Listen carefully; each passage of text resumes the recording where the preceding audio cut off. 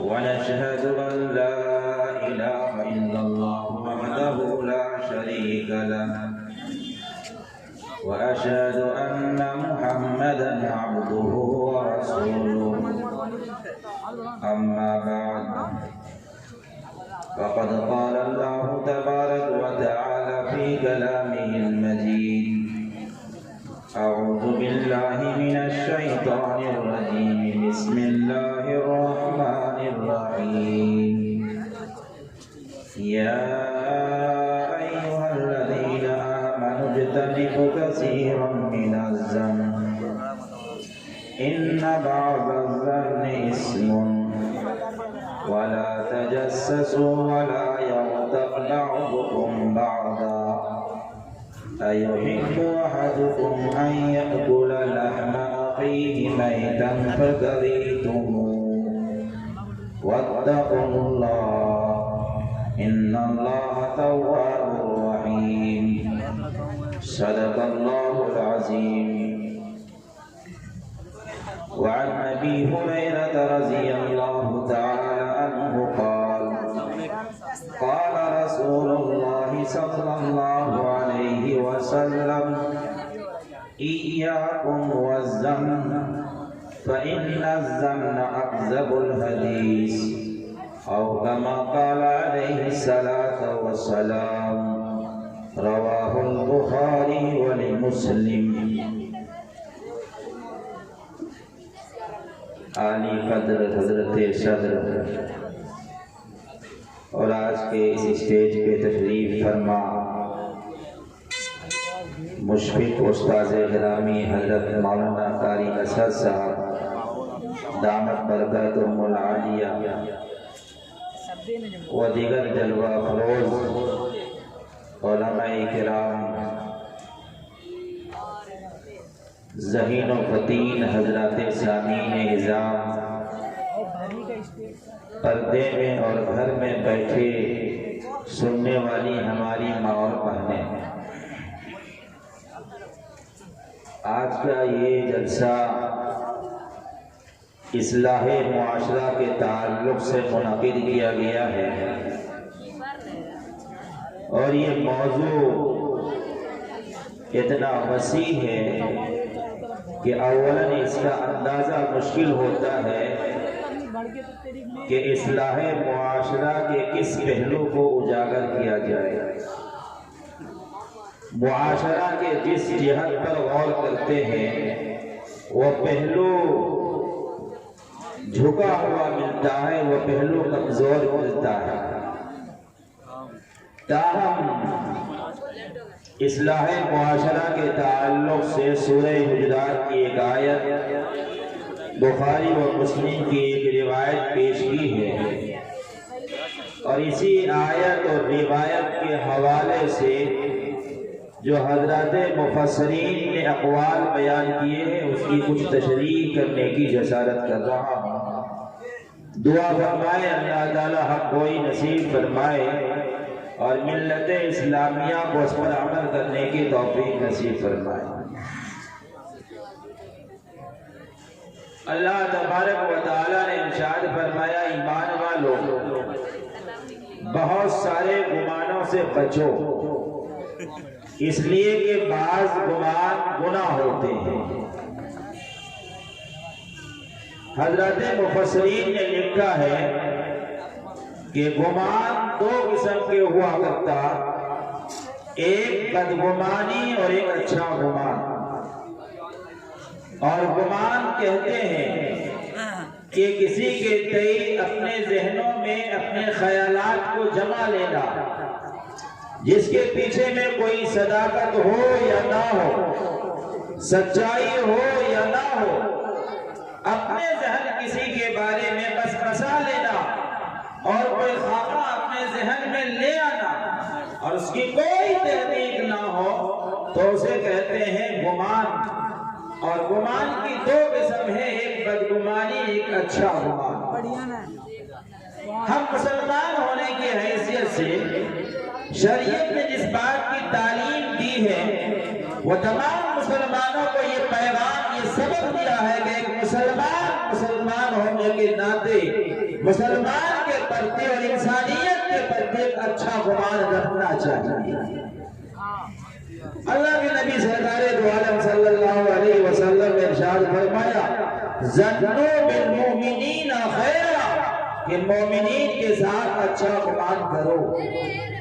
اور اللہ کے نبی صلی اللہ علیہ وسلم کی حدیث ہے ایاکم والظن، اپنے آپ کو خواہ گمان پیدا کرنے سے بچاؤ، اس لیے کہ گمان یہ جھوٹی باتیں ہوتی ہیں، بری باتیں ہوتی ہیں۔ یہ اللہ کے نبی سرکار دو عالم صلی اللہ علیہ وسلم نے ارشاد فرمایا۔ عام طور پر ہمارے سماج اور معاشرے میں جہاں ایک بگاڑ یہ بھی ہے کہ آج کسی انسان کو ترقی کرتے ہوئے ہم دیکھتے ہیں، بڑھتے ہوئے دیکھتے ہیں، ہم دیکھتے ہیں کہ اس کا کارخانہ بڑا ہو رہا ہے، لوگ پہ لوگ خرید رہا ہے، وہ بندہ ترقی کر رہا ہے، تو ہم اس کے پیچھے میں کوئی تصدیق نہیں کرتے ہیں، کوئی تحقیق نہیں کرتے ہیں، اور اپنے ذہن میں یہ بات پھنسا لیتے ہیں لگتا ہے کہ حرام دروازہ کھلا ہو۔ لیکن ہم بھی تو محنت کر رہے ہیں، ہم لوگ تو بھی گھر میں دو بال اولاد رکھنے والے ہیں، ہم بھی دو بال بچے کے ساتھ محنت کرتے ہیں، لیکن ہم تو کچھ نہیں کر پاتے ہیں۔ لیکن یہ بندہ آئے دن لوگ خرید رہا ہے، آئے دن ڈرل مشین خرید رہا ہے، آئے دن یہ کارخانہ بنا رہا ہے، آئے دن زمین کی خریداری کر رہا ہے، گھر بنا رہا ہے، لگتا ہے کہ کوئی حرام کا دروازہ ضرور کھلا ہوگا، ورنہ پھر کہاں سے ہو سکتا ہے؟ اس کے پیچھے میں کوئی ہم نے تحقیق نہیں کی ہے۔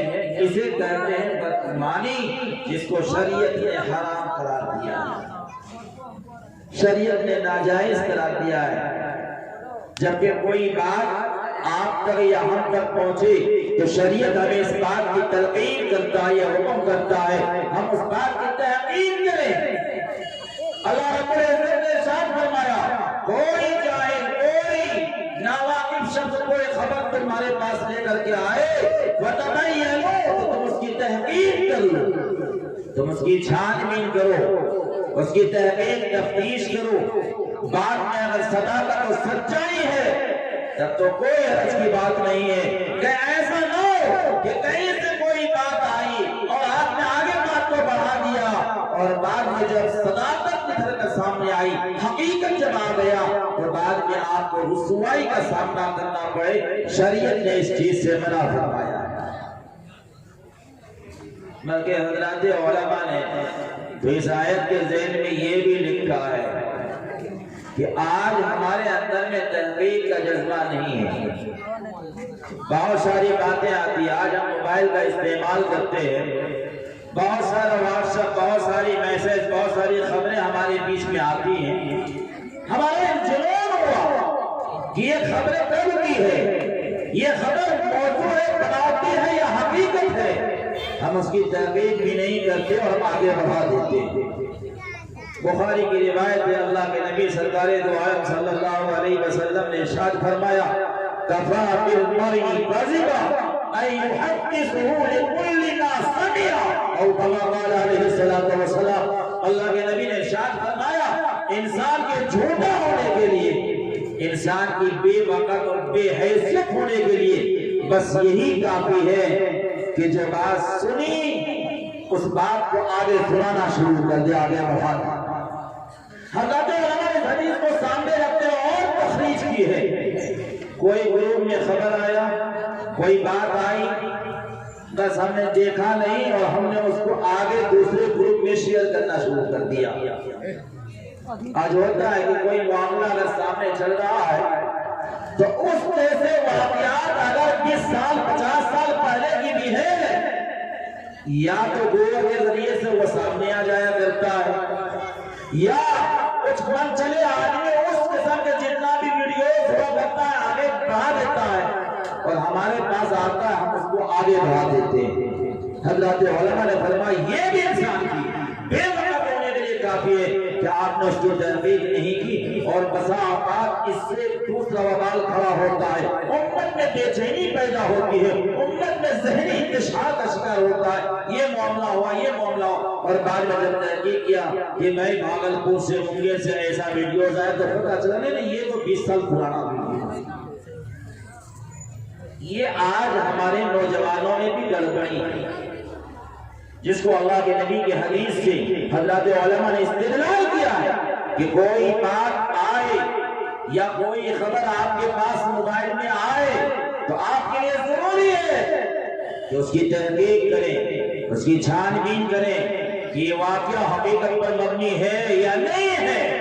اگر حقیقت پر مبنی نہیں تو اس کو وہی ختم کرنا چاہیے، لیکن ہمیں جنون ہو گیا کہ بس کوئی بات آیا اور 2-4 جگہ جب تک شیئر نہیں کرتے تب تک ہمیں سکون نہیں ملتا۔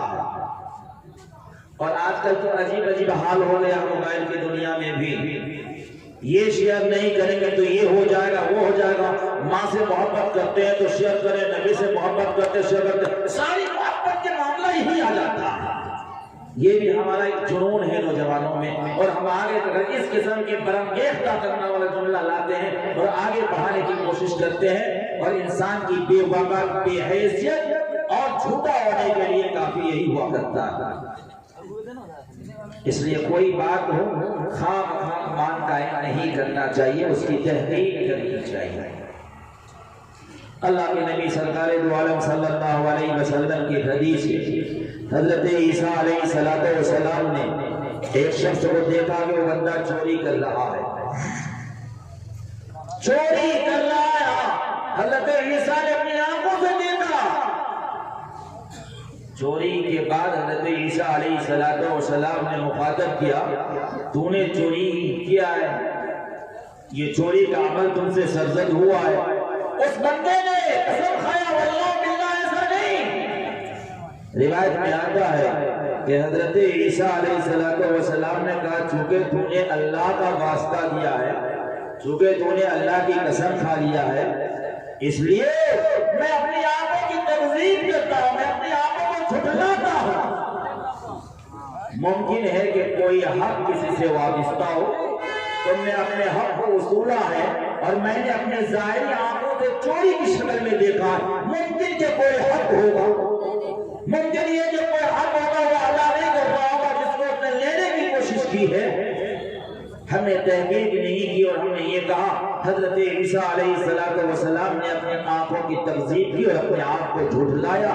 یہ کہ کوئی بات کبھی دیکھنے کے بعد بھی حقیقت کے خلاف ہوا کرتا ہے، جب دیکھنے کے بعد بھی حقیقت کے خلاف ہوا کرتا ہے تو بغیر دیکھے کسی پر خواہ مخواہ بدگمانی کر لینا، کیا مخواہ کسی پر کوئی الزام قائم کر لینا، یہ کہاں تک کے لیے جائز ہے؟ اس لیے فرمایا اللہ تعالیٰ نے سورہ حجرات میں کہ بہت سارے بدگمانی کرنے سے بچو، بدگمانی گناہ ہوا کرتا ہے۔ آپ کو معلوم ہوگا عراق کے صدر استعارت میں ایک مرتبہ ان کی نہانے کے وقت میں اس کی گھڑی غائب ہو گئی، انہوں نے چوکیدار کو خبر بھجوایا کہ تم تحقیق کرو کہ کوئی ملازم کوئی قائدہ ایسا تو نہیں ہے کہ ان کی گھڑی اٹھائی ہو۔ اب ایک صدر کی گھڑی چوری ہونا، غائب ہونا، اس کی تحقیق کرنا، یہ وہاں کے کارندوں پر بہت بھاری پڑا، بہت پڑا۔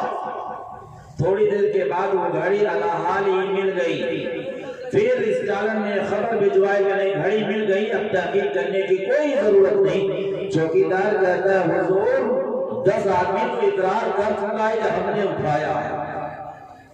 اس پر اتنا پریشر تھا کہ اس سلسلے میں ہم کیا کریں، تو مجبور ہو کر 10 لوگوں نے اقرار کر لیا۔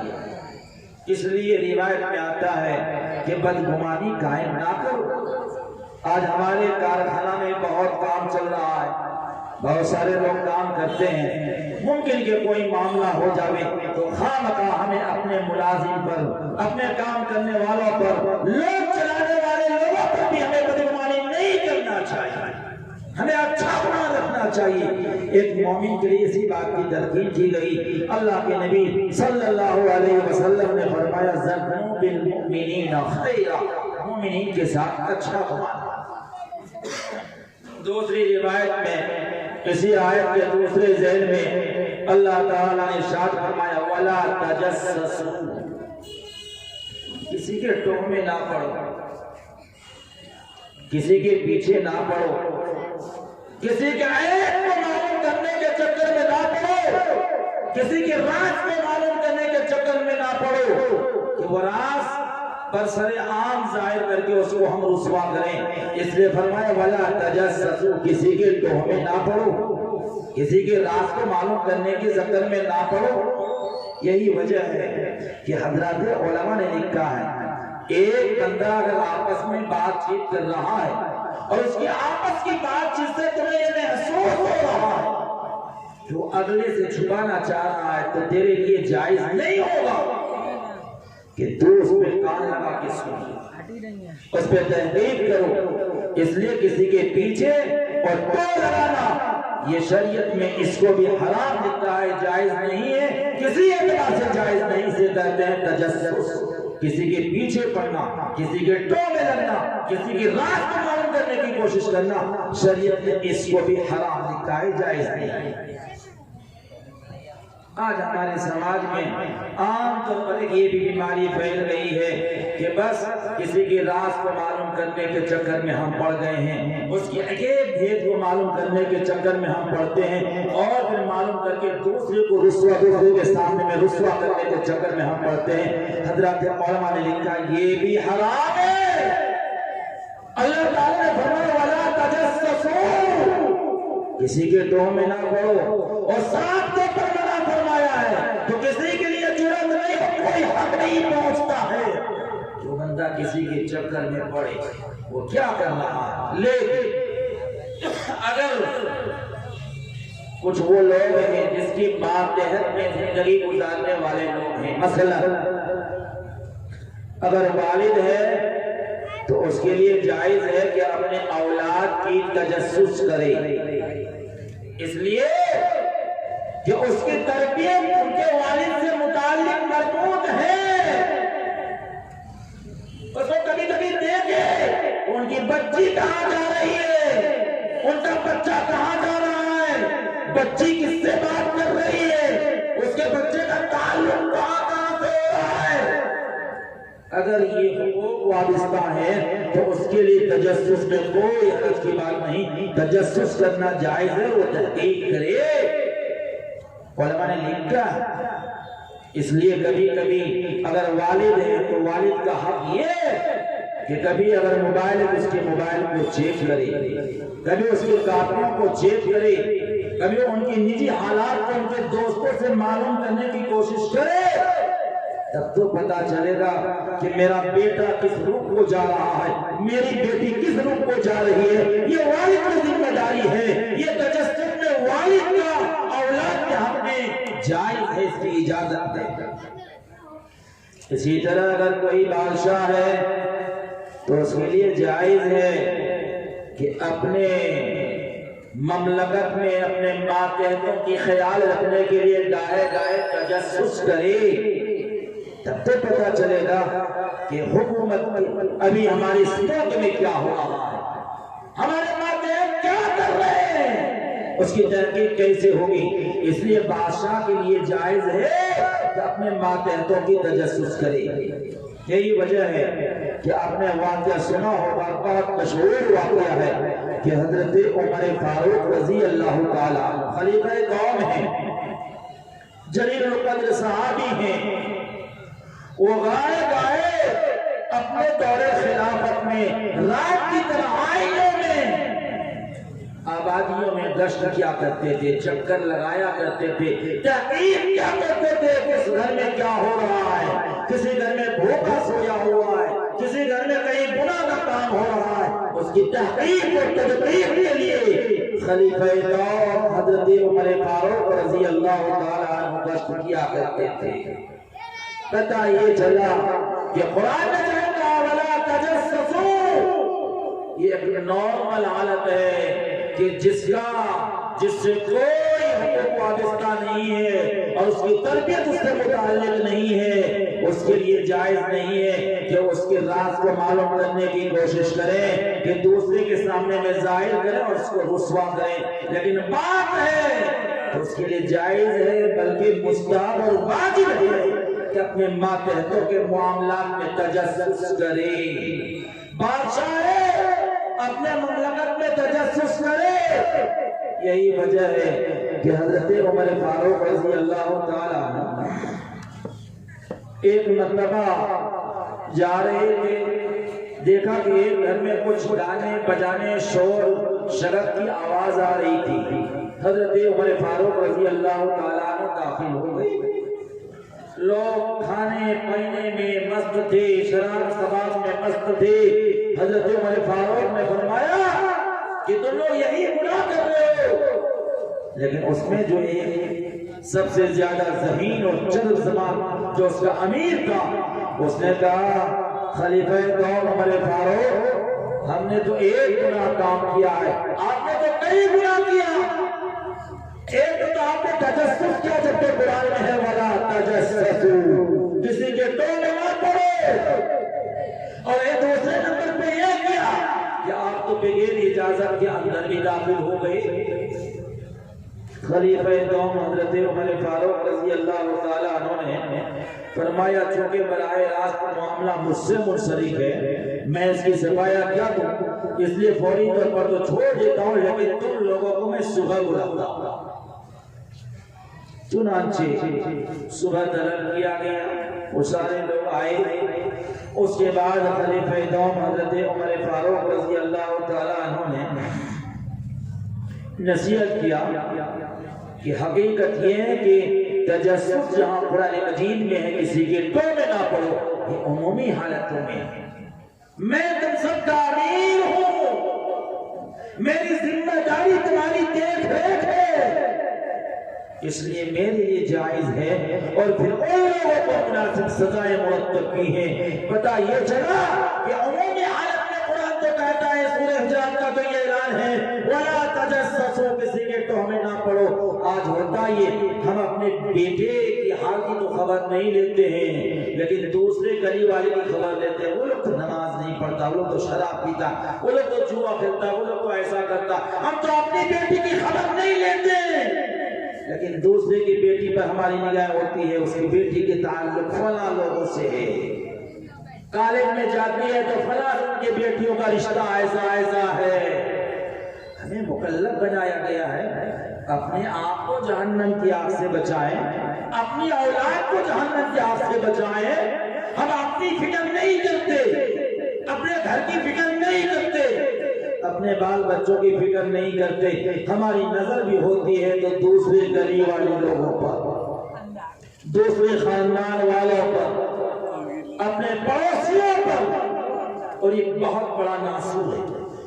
بلکہ حضرت علماء نے لکھا ہے کہ آج جتنے بھی اصلاح معاشرہ کا اجلاس ہو رہا ہے، کیا وجہ ہے کہ اتنے اجلاس ہونے کے بعد بھی معاشرہ جس صلح کی طرف جانا چاہیے بگاڑ سے بگاڑ ہی جا رہا ہے۔ حالات ایسے ہی ہے کہ مرض بڑھتا گیا چوچو دوا۔ آخر وجہ اس میں کیا ہے؟ حضرت علماء نے لکھا ہے قرآن مجید کا مزاج، شریعت کا ایک مزاج ہے۔ اللہ تعالیٰ نے فرمایا پہلے اپنے آپ کو پھر اپنے گھر والے کو جہنم کی آگ سے بچاؤ۔ تربیت کے معاملے میں پہلے اپنی ذات پھر اپنا گھر۔ اور آج ہم اجلاس کرتے ہیں، چاہے دعوت و تبلیغ کے معاملے کو لے کے کھڑا ہوتے ہیں یا کوئی تنظیم تشکیل عمل میں آتی ہے، سب کا نظریہ اصلاح معاشرہ ہوتا ہے۔ اصلاح نفس اپنی ذات اپنے گھر کا اصلاح کا نیتیں نہیں ہوتی، جس کی وجہ سے اصلاح کیا مزید بگاڑ کی راہ کو اپناتا ہے، مسموم شکلوں کو اختیار کر لیتا ہے۔ اس لیے ہمیں مکلف بنا گیا انفسکم واہلیکم نارا، اپنے آپ کو اپنے گھر والے کو جہنم کی آگ سے بچاؤ۔ اللہ کے نبی کو بھی مکلف بنایا گیا تھا اور وہاں حکم کیا وَأَنذِرْ عَشِيرَتَكَ الْأَقْرَبِينَ کہ اپنا پڑوسیوں کو پہلے ڈراؤ، اپنے گھر والے کو ڈراؤ۔ آج ہم بوری پاری میں جلسہ کرتے ہیں تو مدنی نگر کی طرف توجہ رکھتے ہیں، مدنی نگر میں پروگرام ہوتا ہے بھیڑ لائن کی طرف ہماری توجہ ہوتی ہے۔ معاشرہ اصلاح کہاں سے سکتا ہے؟ بگاڑ کے رخ تو ہو جائے گا ہی جائے گا۔ اس لیے فرمایا وَلَا تَجَسَّسُوا، اور میں نہ پڑھو۔ آگے اسی سورہ حجرات کی اسی آیت میں اللہ تبارک و تعالیٰ نے ارشاد فرمایا وَلَا يَغْتَبْ بَعْضُكُمْ بَعْضًا، بعض کی غیبت نہ کرے۔ حضرت صحابہ نے عرض کیا یا رسول اللہ غیبت کیا چیز ہے؟ غیبت کسے کہتے ہیں؟ اللہ کے نبی سرکار دو عالم صلی اللہ علیہ وسلم نے فرمایا ذکر بما یکرہ، اپنے بھائی کا وہ تذکرہ کرنا جس کو وہ ناپسند کرتا ہو، وہ باتیں بتانا جس باتوں کو جن کے بارے میں بیان کیا جا رہا ہے کہ یہ باتیں ان تک پہنچے گی تو اس کو ناگواری کا احساس ہوگا۔ فرمایا یہ ہے غیبت۔ صحابہ نے عرض کیا اگر وہ کمیاں، وہ خامی، وہ بیماری، وہ عیب، وہ نقص استاد پہ موجود ہے تب فرمایا تبھی تو غیبت ہے۔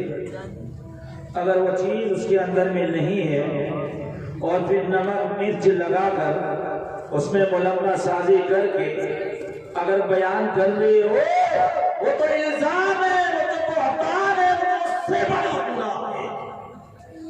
جو کمی اس بندے میں نہیں، جو خامی اس بندے میں نہیں، اپنے طرف سے منسوب کر کے اپنے طرف سے بڑھا چڑھا کر کے اس کے طرف بیان کر رہے ہیں، فرمایا یہ تو بہتان ہے، یہ تو بڑا گناہ ہے۔ آج یہ بھی چیزیں ہمارے عام مزاج بنا ہوا ہے، مردوں میں بھی ہے، عورتوں میں بھی یہ بیماری ہے۔ جہاں ہماری چند مائیں بہنیں جہاں بیٹھ گئیں دوسری عورتوں کے خلاف، دوسرے گھر کے خلاف، دوسری جگہوں کے خلاف، بس عیب جوئی پہ لگ جاتی ہیں، وہ ایسا ہے، وہ ایسا ہے، وہ ایسا کرتی ہیں، وہ ایسا کرتا ہے۔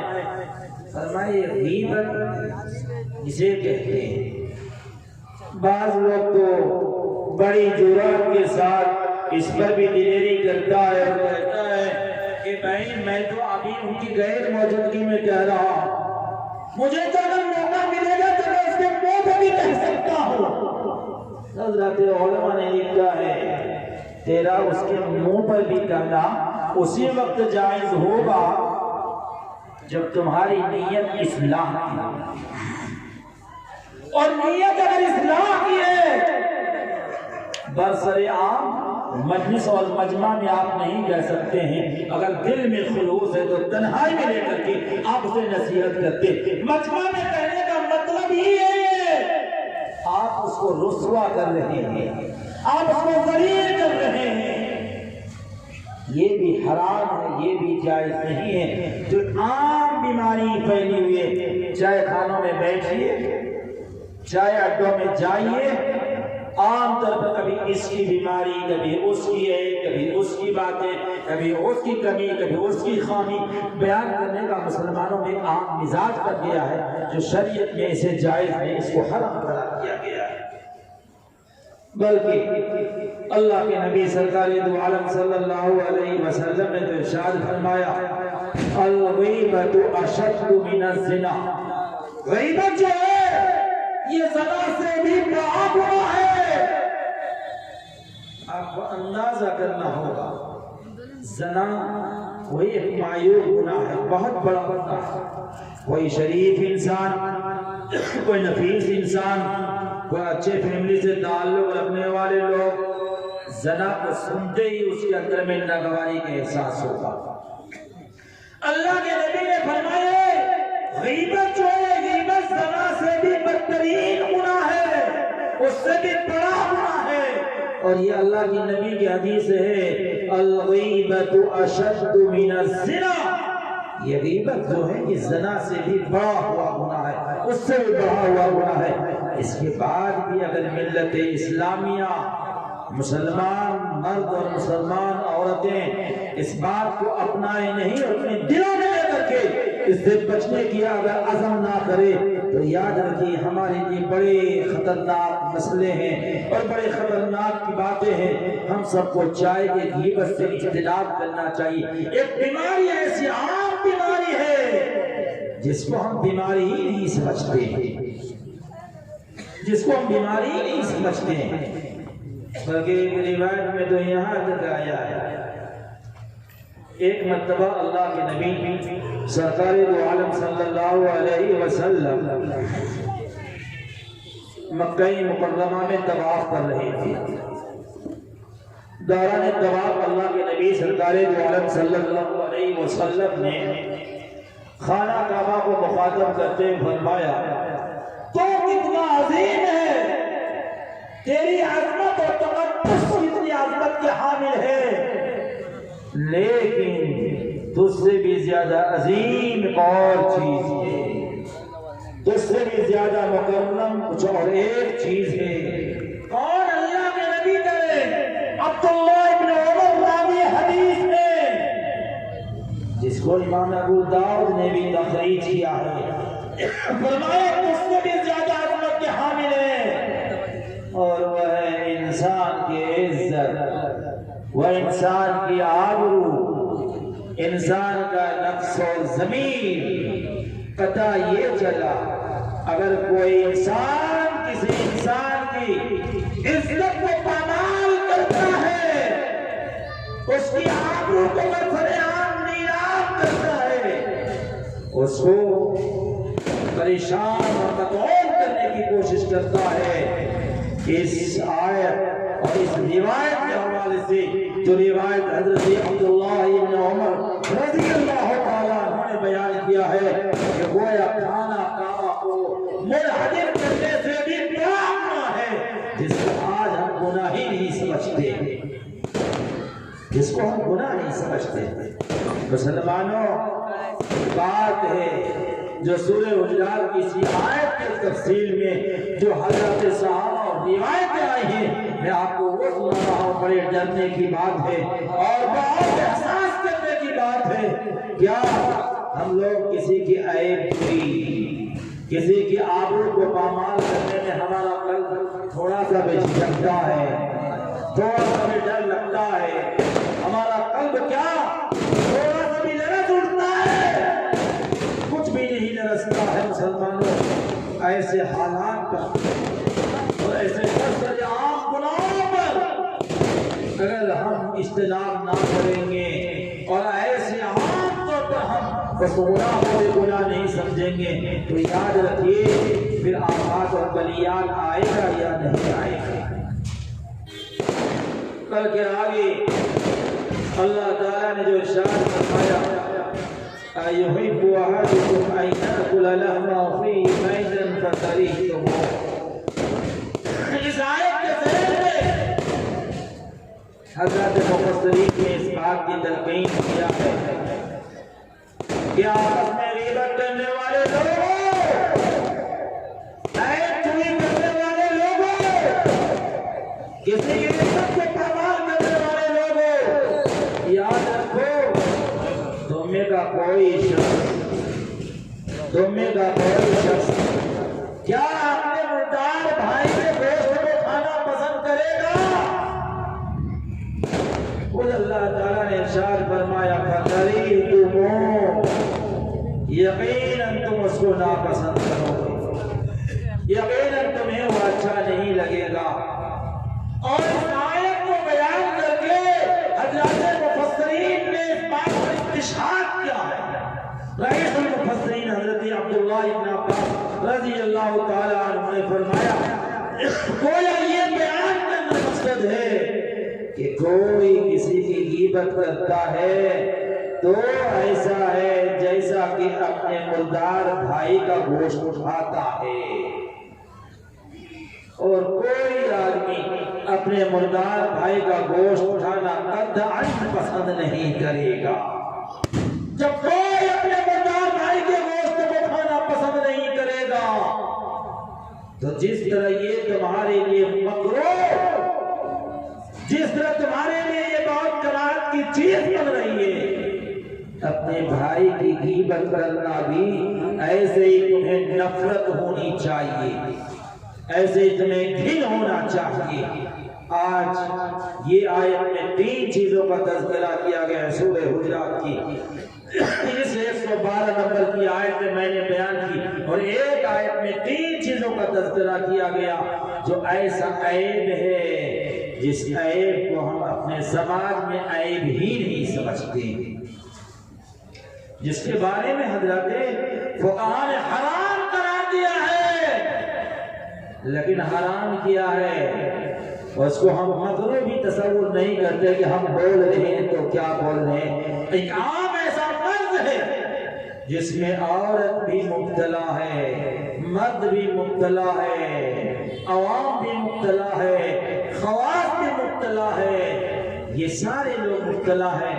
مسلمانوں کو اس آیت پر توجہ دے کر کے بالکل عزم کرنا چاہیے کہ انشاءاللہ العزیز ہم سب اس گناہ سے اپنے آپ کو بچانے کی فکر کریں گے۔ آگے فرمایا اللہ تعالیٰ نے اس آیت کے اخیر میں وَاتَّقُوا اللَّهَ، اللہ سے ڈرو۔ قرآن مجید کے ایک عجیب انداز ہے، ہم سب قرآن پڑھتے ہیں، قرآن مجید کی ترجمہ کو دیکھتے ہیں، آپ سب قرآن مجید کا ایک اچھوٹا لہجہ، بڑا عمدہ اسلوب ہے، قرآن مجید کا ایک مزاج بڑا انوکھا ہے۔ اللہ تعالیٰ جب کسی کام کے کرنے کا حکم فرماتا یا اللہ تعالیٰ کسی چیز سے جب منع فرماتا ہے تو جسٹ اس کے بعد اللہ تعالیٰ فرماتا وَاتَّقُوا اللَّهَ، اللہ سے ڈرو۔ حضرت مفسرین نے لکھا ہے، جانتے ہیں آپ اس کا مطلب کیا ہوتا ہے؟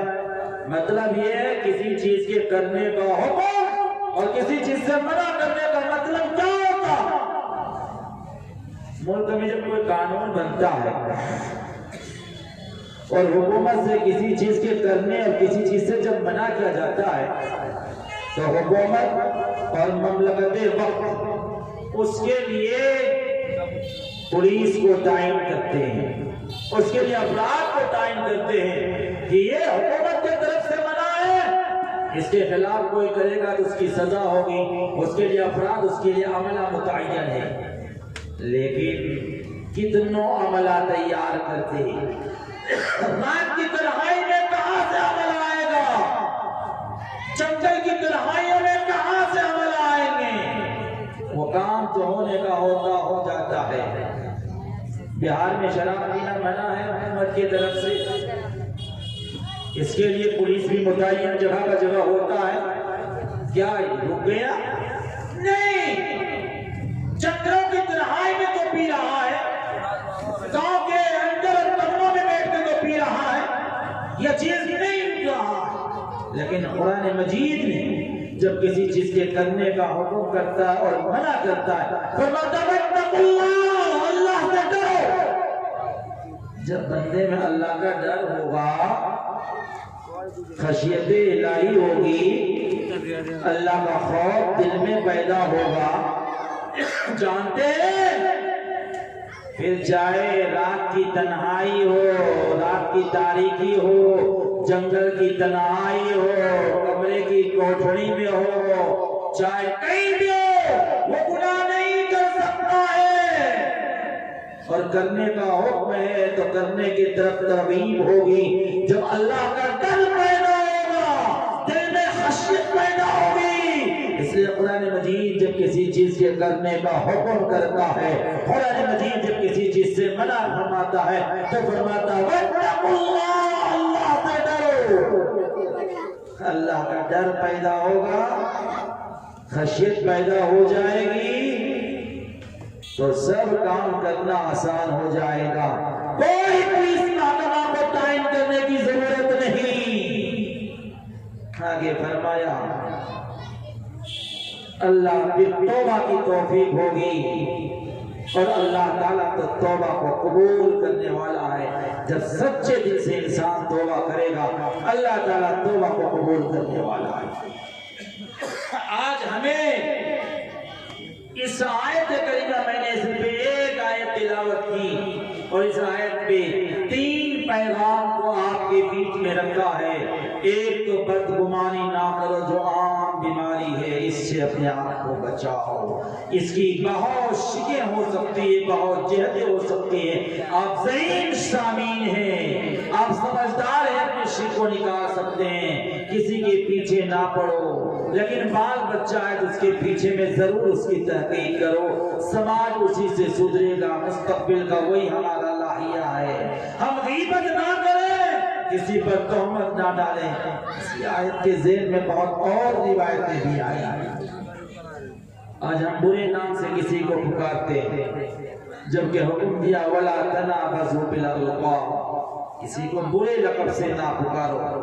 کوئی کستکر ہے تو نڈا کہہ کے، کوئی اگر نبا ہے تو نبو کہہ کر۔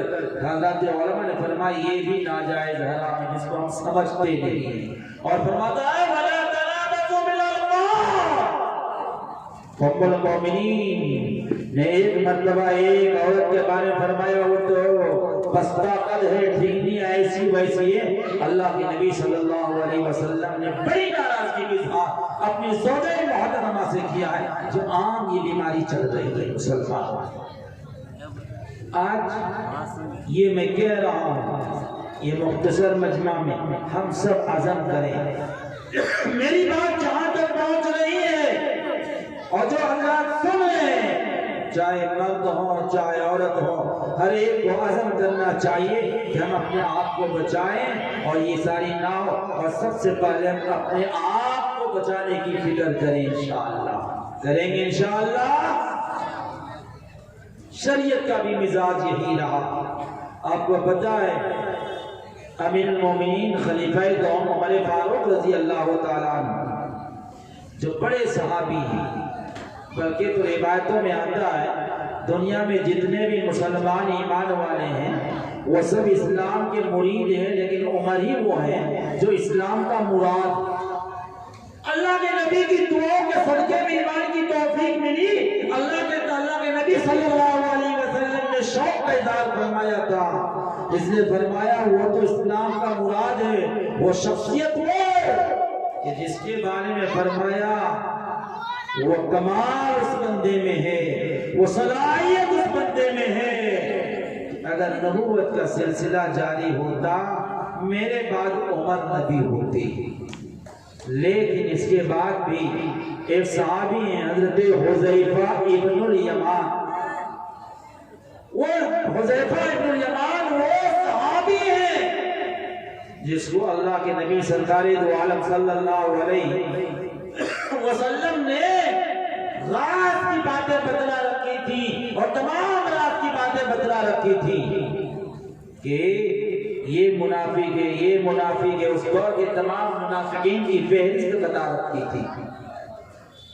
یہی وجہ ہے کہ اس زمانے میں کوئی جنازہ بھی ہوتا تو لوگ حذیفہ ابن الیمان کی طرف توجہ ڈالتے کہ حذیفہ ابن الیمان ہے یا نہیں ہے۔ اگر حذیفہ ابن الیمان نہ ہوتے تو لوگ تشویش میں مبتلا ہو جاتے، کیا وجہ ہے کہ حذیفہ ابن الیمان نہیں؟ کہیں ایسا تو نہیں یہ بندہ منافق ہے اسلام کی نگاہ میں، ایمان ظاہر ہو رہا ہے، دل میں نفاق چھپا ہوا ہے، کیا وجہ ہے کہ حذیفہ ابن الیمان حاضر نہیں ہے؟ ہمارے فاروق رضی اللہ تعالیٰ عنہ اتنے بڑے جلیل القدر صحابی، اسلام کو عروج ملا، اسلام کی ترقی ہوئی، تمام قوانین عمر فاروق کے دور سے نافذ ہوا۔ آج جتنے بھی کورٹ کچہری اور مملکت میں قانون بنے ہوئے ہیں ان کے لائحہ کا ایک اجمالی خاکہ ہے۔ جنہوں نے 5000 مسجد بنوائی اپنے دور خلافت میں، 9000 جامع مسجد بنوائی اپنے دور خلافت میں، وہ حضرت حذیفہ ابن الیمان کو خوشامد کر رہے ہیں۔ حذیفہ یہ تو بتاؤ جو فہرست اللہ تعالیٰ نے تمہیں بتا رکھی، اللہ کے نبی نے بتا رکھی ہے منافقین کی، کہیں اس میں میرا نام تو نہیں ہے؟ اتنے بڑے صحابی اس کے بعد بھی وہ سفارش کر رہے ہیں، خوشامد کر رہے ہیں، حذیفہ یہ تو بتاؤ، پتہ یہ چلا اتنے بڑے صحابی خلیفہ تو اسلام کا دائرہ جس کی وجہ سے بلند ہوا، وہ بھی پہلے اپنے غریبہ پہ ہاتھ رکھ رہا ہے کہ حذیفہ کئی منافقین کی فہرست میں میرا نام تو نہیں ہے، آج ہم تھوڑا سا نمازی ہو جاتے ہیں، حج کر لیتے ہیں، دیندار کی طرح چلتے رہتے ہیں، تو پھر اپنے آپ کو ہم کامیاب سمجھنا شروع کر دیتے ہیں، جو یہ سم میں قاتل ہے، یہ زہر قاتل ہے، ہلاکت کا ابتدائی دروازہ ہے۔ مسلمانوں ہمیشہ اپنے نفس کا محاسبہ کرو، اپنے آپ کا جائزہ کرو، اپنے آپ کا جائزہ کرو کہ ہم شریعت پر کتنا چل رہے ہیں، ہمارا گھر شریعت پر کتنا چل رہا ہے۔ جب ہم چلیں گے تو یقین مانی اللہ کا شکر بجا لائیں۔ آج کے اس جلسے اصلاح معاشرہ سے بھی میں خادم آپ کو پیغام دینا چاہتا ہوں، اولاً ہم اپنا ٹھانے کہ ہم انشاءاللہ العزیز عمل کریں گے، اپنے گھر والے کو شریعت کا پابند بنانے کی ہر ممکن کوشش کریں گے۔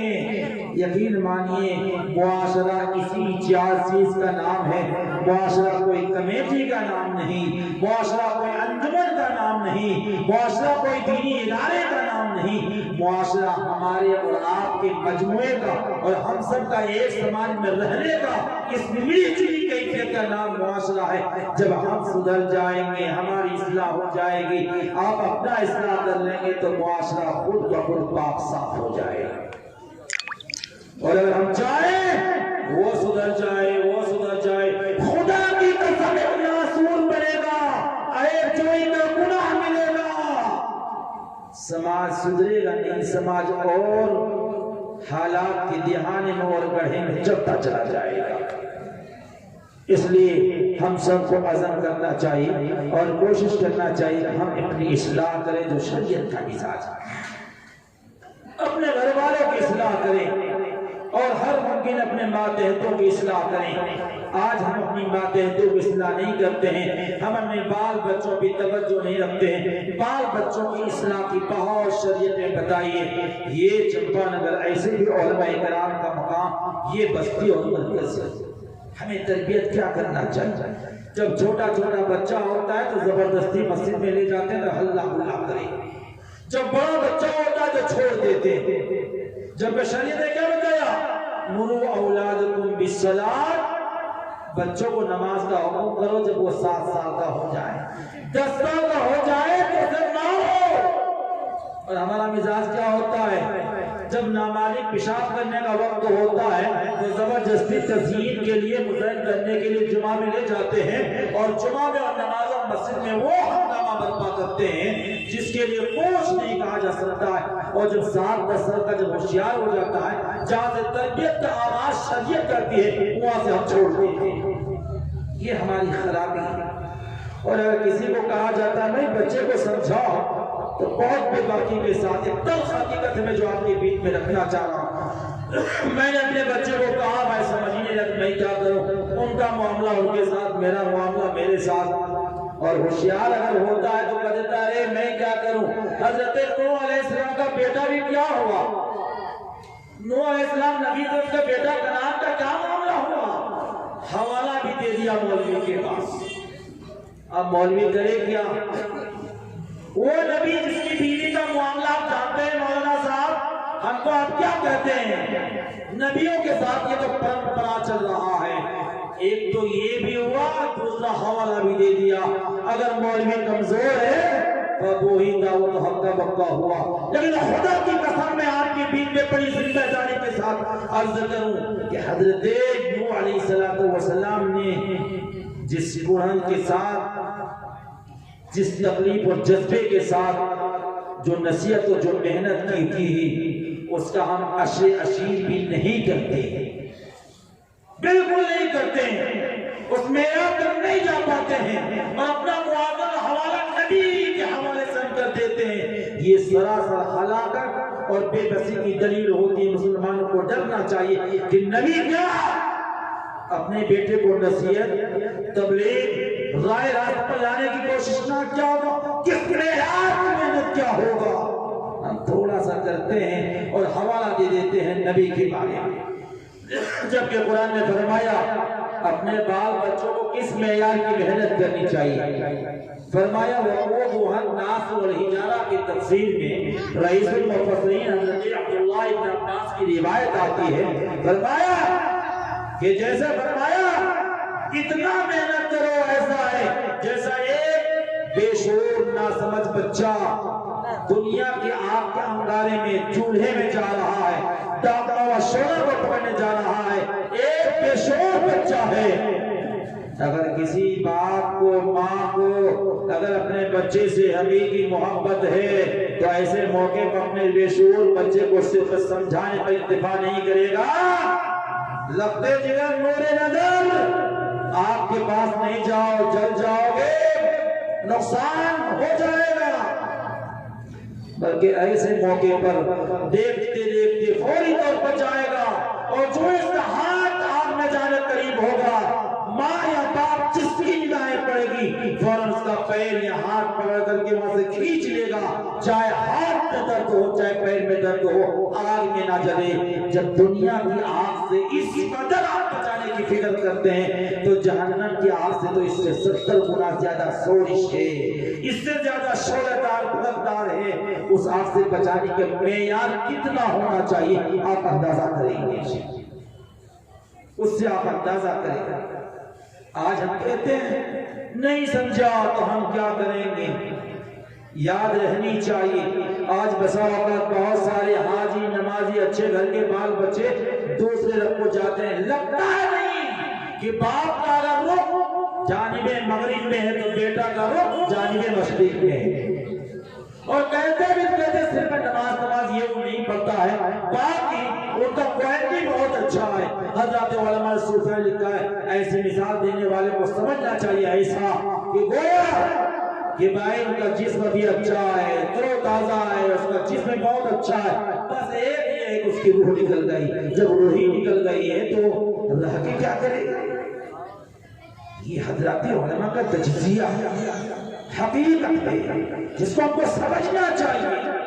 اور آج ہم اپنے بال بچوں کی صحیح تربیت نہ کرنے کی وجہ سے، اس کی تجسس نہ کرنے کی بنیاد پر آج جو بال بچوں کے نتائج اور اس کے ثمرات جو سماج میں ظاہر ہو رہا ہے وہ بتانے کی کوئی ضرورت نہیں۔ آج کے اخبار کی سرخیاں بتا رہا ہے، آج کا سوشل میڈیا بتا رہا ہے، آئے دن خطرناک واقعات رونما ہو رہا ہے، یہ ساری باتیں ہو رہی ہیں۔ مسلمانوں بچنے کی ضرورت ہے، اور سب سے پہلے دین کی بچانے کی فکر ہے۔ ہم دین کو بچائیں، سب سے بڑی قیمتی دین ہے، ہم دین پر قائم رہیں، ہمارا بچہ دین پر قائم رہو، اور شریعت پر ہم کس طرح باقی رہیں اس کی فکر ہر مسلمان کو کرنے کی ضرورت ہے۔ جب ہم شریعت پہ قائم رہیں گے یقین مانیے اللہ تعالیٰ خیر کا معاملہ عطا فرمائے گا۔ اللہ تعالیٰ ہم سب کو کہنے سے زیادہ عمل کرنے کی توفیق عنایت فرمائے۔ ربنا تقبل منا انك انت السميع العليم واخر دعوانا ان الحمد لله رب العالمين۔